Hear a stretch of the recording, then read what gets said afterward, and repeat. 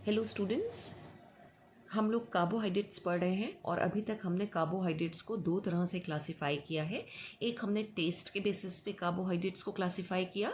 तो हमने कहा कि कार्बोहाइड्रेट दो तरह के होते हैं, शुगर्स जो स्वीट होते हैं टेस्ट में, और एक कैटेगरी आती है हमारे पास नॉन शुगर्स की जो नॉन स्वीट इन टेस्ट होते हैं, यानी उनका मीठा टेस्ट नहीं होगा। फिर जो दूसरा हमने क्लासिफिकेशन किया कार्बोहाइड्रेट का, वो हमने देखा कि कार्बोहाइड्रेट कितनी यूनिट से मिलके बने हुए हैं। यानी अगर हम किसी कार्बोहाइड्रेट की हाइड्रोलिसिस करा रहे हैं तो हाइड्रोलिसिस पे हमें कितनी यूनिट्स मिल रही हैं, उसके बेसिस पे हमारे पास मोनोसेक्राइड्स थे, पॉलीसेक्राइड्स थे, ओलिगोसेक्राइड्स थे। क्लासिफिकेशन को ही हम कंटिन्यू करते हैं और अब हम कार्बोहाइड्रेट्स को क्लासिफाई करेंगे on the basis of reducing character. यानी अगर हम एक पर्टिकुलर कार्बोहाइड्रेट को, चाहे वो हमारे मोनोसेक्राइड्स हो, ओलिगोसेक्राइड्स हो या फिर पॉलीगोसेक्राइड्स हो, अगर हम उनको माइल्ड ऑक्सीडाइजिंग एजेंट्स जैसे कि टॉलेंस रिएजेंट, फेलिंग सोल्यूशन या बेनेडिक्ट सोल्यूशन के साथ रिएक्ट कराते हैं तो वो उनको रिड्यूस करते हैं या नहीं करते हैं। तो नेक्स्ट जो क्लासिफिकेशन है कार्बोहाइड्रेट का, वो है on the basis of reducing character. तो ऐसे सारे कार्बोहाइड्रेट जो इन माइल्ड ऑक्सीडाइजिंग एजेंट को रिड्यूस कर देते हैं उनको हम बोलते हैं रिड्यूसिंग शुगर्स, और ऑफ कोर्स जो नहीं कर रहे होंगे उनको हम बोल देंगे नॉन रिड्यूसिंग शुगर्स। तो इसके बेसिस पे हमारे पास दो कैटेगरी आ रही हैं। पहली कैटेगरी है रिड्यूसिंग शुगर्स की। Reducing sugars,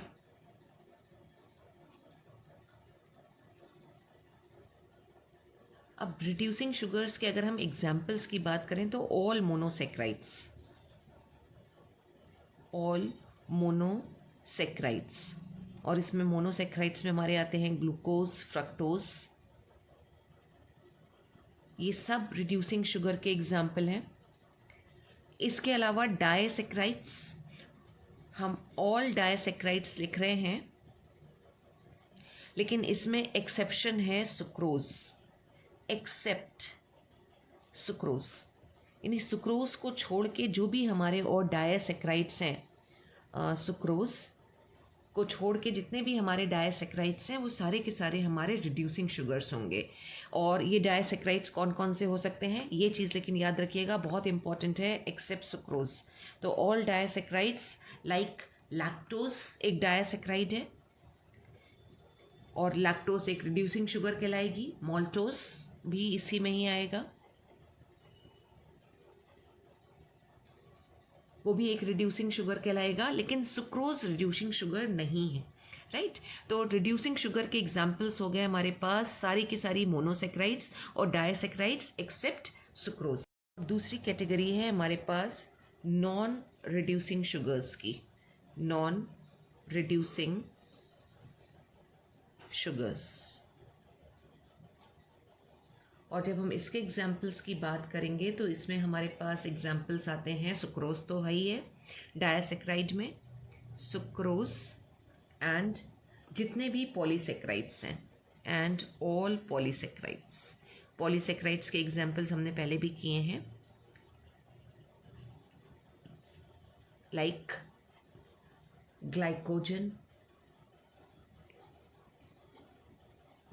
glycogen, starch, cellulose etcetera. तो दो तरह से हमारे पास शुगर आ रही है, reducing, non reducing sugar. Reducing sugar क्या करेंगी, ये Tollens reagent, Fehling solution, Benedict solution, यानी जितने भी माइल्ड ऑक्सीडाइजिंग एजेंट हैं उनको रिड्यूस करेंगी। और उसी के opposite all those sugars which do not reduce these reagents, they are called non reducing sugars. और एग्जाम्पल्स हो गए सुक्रोज और सारे के सारे हमारे polysaccharides like glycogen, starch, cellulose etcetera. अब होता क्या है, अभी हमने ग्लूकोज का स्ट्रक्चर पढ़ा नहीं है, तो एक्चुअली ग्लूकोज के स्ट्रक्चर की जब हम बात करेंगे तो ग्लूकोज दो तरह से एग्जिस्ट करता है, उसका ओपन चेन स्ट्रक्चर की भी हम बात करते हैं और साइक्लिक स्ट्रक्चर की भी बात करते हैं। जो रिड्यूसिंग शुगर होंगी उसमें जो ग्लूकोज का स्ट्रक्चर होगा वो एक ओपन चेन स्ट्रक्चर होगा। ग्लूकोज और फ्रक्टोज, इसमें हमारे एल्डिहाइडिक या कीटोनिक ग्रुप प्रेजेंट होते हैं। तो ऐसे सारी की सारी हमारी शुगर्स जिसमें फ्री एल्डिहाइडिक या कीटोनिक ग्रुप प्रेजेंट है, राइट। फ्री एल्डिहाइडिक यानी वो हेमी एसिटल या एसिटल रिंग का फॉर्मेशन नहीं कर रहा है। वो सारी की सारी शुगर्स हमारी रिड्यूसिंग शुगर्स कहलाती हैं क्योंकि वो ईजिली माइल्ड ऑक्सीडाइजिंग एजेंट्स के साथ रिएक्ट कर जाती है। और जो नॉन रिड्यूसिंग शुगर होंगी इसके अंदर एक स्टेबल एसिटल या कीटल स्ट्रक्चर प्रेजेंट होगा जिसको हम ओपन नहीं कर सकते, फ्री कार्बोनिल ग्रुप नहीं होगा। तो नॉन रिड्यूसिंग शुगर में there is no free carbonyl group, जबकि रिड्यूसिंग शुगर जो होंगी इनमें जो एल्डिहाइडिक या कीटोनिक ग्रुप यानी जो कार्बोनिल कार्बन होगा वो फ्री होगा। फ्री CHO ग्रुप और जो कीटोनिक ग्रुप की हम बात करते हैं C double bond O group, तभी ये इजीली रिएक्ट कर जाता है माइल्ड ऑक्सीडाइजिंग एजेंट्स के साथ। तो ये पहली कैटेगरी हो गई classification of carbohydrates on the basis of reducing character, जिसमें इंपॉर्टेंट चीज़ आपको याद रखनी है अगेन टेलिंग कि सुक्रोज जो है वो एक नॉन रिड्यूसिंग शुगर है। ये मल्टीपल चॉइस वगैरह में अक्सर पूछ लिया जाता है। एक और क्राइटेरिया है हमारे पास अगर हम कार्बोहाइड्रेट्स को क्लासिफाई करें, और वो है उनके स्ट्रक्चर में कितने कार्बन एटम्स प्रेजेंट हैं, यानी classification of carbohydrates on the basis of number of carbon atoms. और इसमें जो हम क्लासिफिकेशन की बात कर रहे हैं वो हम मोनोसेक्राइड्स को क्लासिफाई कर रहे हैं। मोनोसेक्राइड्स मतलब मोनो मीन्स सिंगल और सेक्राइड शुगर की यूनिट। तो simplest 1 unit non hydrolysable sugars होंगी। सिंपलेस्ट मोनोसेक्राइड अगर हमसे पूछा जाए क्या है तो हम कह सकते हैं दे आर सिंपलेस्ट 1 यूनिट, यानी सिर्फ एक सिंगल यूनिट प्रेजेंट होगी। और एक यूनिट अगर होती है तो उसकी हाइड्रोलिसिस पॉसिबल नहीं है, इसलिए हम उसको बोल रहे हैं नॉन हाइड्रोलाइजेबल शुगर्स, राइट। अब इसमें कितने कार्बन एटम्स प्रेजेंट हैं, तो बेसिकली जनरल फॉर्मूला तो इनका होता है CnH2n और ON, और जो N है N की वैल्यू वैरी करती है 3 to 9, यानी कि जो नंबर ऑफ कार्बन एटम्स हैं वो 3 से लेके 9 तक हो सकते हैं। अब अगर 3 यूनिट्स प्रेजेंट हैं कि if N is equal to 3 तो फॉर्मूला क्या बन जाएगा, C3 हो जाएगा, H क्या हो जाएगा, 6 हो जाएगा, और O3। और ये जो फॉर्मूला होता है ये होता है ट्राइओसिस का या ट्राइओस का। अब ट्राई में TRI यानी ट्राई जो है वो स्टैंड कर रहा है 3 के लिए, और ओस जब हम लगा के टर्मिनेट करते हैं तो इसका मतलब we are talking about sugar. जैसे ग्लूकोज, फ्रक्टोज, उसमें भी OSE लगा हुआ है, OSE से टर्मिनेशन हो रहा है, यानी एक ऐसी शुगर होगी जिसमें 3 कार्बन एटम्स प्रेजेंट होंगे और उसको हम बोलेंगे ट्राइओसिस, राइट। अब इसी ट्राइओसिस में शुगर्स में हमने कहा एल्डिहाइड या कीटोनिक ग्रुप प्रेजेंट होता है। तो इसी ट्राइओस में अगर एल्डिहाइडिक ग्रुप प्रेजेंट है तो उसका स्ट्रक्चर हो जाएगा कुछ इस तरह से CHO, CHOH और CH2OH। अगर ये है तो इसको हम बोलेंगे CHO ग्रुप प्रेजेंट है। तो ट्राइओस तो ये है क्योंकि 3 कार्बन है, लेकिन एल्डिहाइडिक ग्रुप प्रेजेंट है, CHO ग्रुप प्रेजेंट है, तो ये हो जाएगा एल्डोट्राइओस। और ये जो पर्टिकुलर स्ट्रक्चर लिखा है ये है ग्लिसरल्डिहाइड का स्ट्रक्चर, ग्लिसरल्डिहाइड। ग्लिसरॉल आपने पहले पढ़ रखा है, ग्लिसरॉल में 3 कार्बन प्रेजेंट होते हैं, राइट, लेकिन वहाँ पे सारे के सारे OH ग्रुप हैं इसलिए हम ग्लिसरॉल बोलते हैं। यहाँ पे एल्डिहाइडिक ग्रुप भी आ रहा है इसलिए हम इसको बोल रहे हैं ग्लिसरल्डिहाइड। और ग्लिसरल्डिहाइड जो है वो एक एल्डोट्राइओस है। लेकिन अगर यहीं पर हमारा instead of CHO group ketonic group present हो तो स्ट्रक्चर हो जाएगा CH2OH, C double bond O, ये कीटोनिक ग्रुप आ रहा है, और CH2OH। तो इस पर्टिकुलर कंपाउंड को जो हम बोलेंगे वो बोलेंगे हम कीटोट्राइओस, क्योंकि कीटोनिक ग्रुप प्रेजेंट है इसलिए हम इसको बोलेंगे कीटोट्राइओस। और ये जो कंपाउंड हमने यहाँ पे लिखा है अगर हम इसकी बात करें तो ये है क्या, ये बेसिकली है डाईहाइड्रोक्सी और एसीटोन।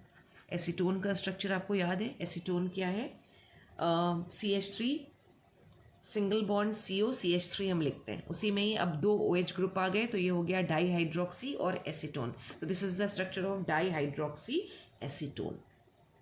तो ये तो हो गए हमारे ट्राइओसिस। अब यही अगर हमारे पास नंबर ऑफ कार्बन एटम्स अगर 4 हैं, अच्छा नंबर ऑफ कार्बन एटम्स जब हम बात कर रहे हैं तो इसका मतलब हम उसमें कार्बोनिल कार्बन को भी इंक्लूड कर रहे हैं।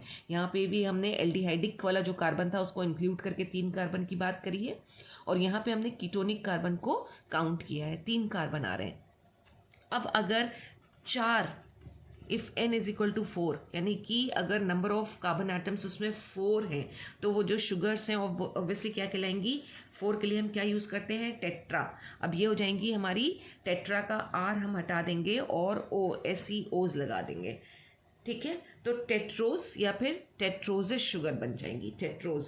तो ट्रायोज में 3 कार्बन एटम होंगे, टेट्रोज में 4 कार्बन एटम, और यही अगर हमारे पास n इज इक्वल टू 5 है तो 5 के लिए होता है पेंटा, और A और O एक साथ नहीं लिखेंगे, दोनों वोवेल को एक साथ नहीं लिखेंगे, तो A ड्रॉप करके हम ओज लगा देंगे, पेंटोज शुगर बन जाएगी। और पेंटोज से शायद आपको याद आए जो बहुत ही कॉमन पेंटोज शुगर है वो है राइबोस, जो हम DNA और RNA में आगे पढ़ेंगे, राइबोस शुगर। राइबोस शुगर को हम पेंटोज शुगर बोलते हैं। और इसी तरह से अगर n इज इक्वल टू 6 है तो n इज इक्वल टू 6 के जो हमारे एग्जाम्पल्स हो जाएंगे वो हैं ग्लूकोज और फ्रक्टोज, लेकिन शुगर्स को हम क्या बोलेंगे, n इज इक्वल टू 6 मतलब हेक्सा की बात हो रही है तो हेक्स आ जाएगा और OSEOs लगा देंगे। और हेक्सोसिस के जो कॉमन एग्जाम्पल हैं वो हैं ग्लूकोज एंड फ्रक्टोज। ये सारी शुगर्स यानी ग्लूकोज और फ्रक्टोज हमारी कहलाती हैं हेक्सोज शुगर, जिसमें से ग्लूकोज जो है उसका जो दूसरा नाम है वो एल्डोहेक्सोज है, और फ्रक्टोज को हम बोलते हैं कीटो हेक्सोज। तो ग्लूकोज हो गया एल्डोहेक्सोज, और फ्रक्टोज में बेसिकली कीटोनिक कार्बन होता है, इसलिए हम बोलते हैं इसको कीटोहेक्सोज। तो ये क्लासिफिकेशन कंप्लीट हो गया, हमने कई तरीके से कार्बोहाइड्रेट्स को क्लासिफाई कर लिया, और सभी जो मेथड्स हैं या सभी जो क्लासिफिकेशंस हैं वो इम्पोर्टेंट हैं। आपसे 1 मार्क का कोई भी क्वेश्चन पूछा जा सकता है, जिसमें से मोस्टली जो पूछा जाता है वो आपका रिड्यूसिंग शुगर पे ही क्वेश्चन होता है। आइदर शॉर्ट नोट आ गया रिड्यूसिंग शुगर पे, या एग्जाम्पल्स आ जाएंगे रिड्यूसिंग शुगर पे, या फिर सुक्रोज को कहीं ना कहीं किसी फॉर्म में पूछ लेते हैं, क्योंकि रिड्यूसिंग शुगर्स सारी की सारी डायसेक्राइड्स होती हैं, इसलिए याद रखना ज़रूरी है कि एक ऐसा डायसेक्राइड है सुक्रोज जो रिड्यूसिंग शुगर नहीं है, वो नॉन रिड्यूसिंग शुगर की कैटेगरी में आता है। तो thank you so much students.